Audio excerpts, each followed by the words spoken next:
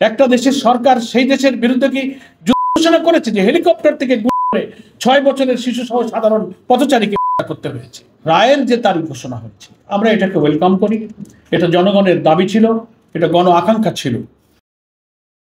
24 জুলাই অভ্যুত্থানের এই ঐতিহাসিক রাজনৈতিক পরিবর্তনের পেছনে যে সমস্ত বীর সোনার সূর্য সন্তানরা দিয়েছে, জাতিসংঘের হিসাবে 1400, আরো হিসাব ছাড়াও অনেকের খোঁজ খবর এখনো পাওয়া যায়নি, 30-40 হাজারের মতো আহত।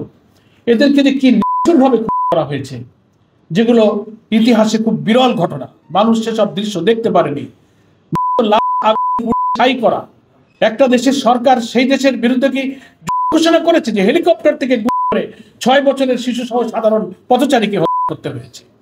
হ্যাঁ, এপিসি কার থেকে লাশ কিভাবে ট্রেনে রাস্তা করে হয়েছে, দৃশ্যগুলো ভিডিওতে মানুষ দেখতে পারে না।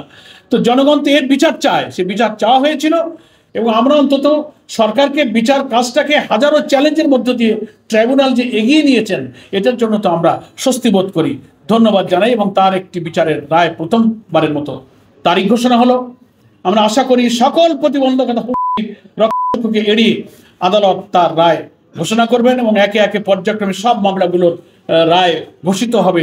এটা দেশপ্রেমিক, শান্তিপ্রিয়, ফ্যাসিবাদ বিরোধী, অপরাধ এবং খুন বিরোধী সাধারণ জনতার এটা দাবি, এটা শুধু আমাদের দলীয় দাবি নয়। এই জন্য এটা আমরা খুব ইতিবাচকভাবে দেখি।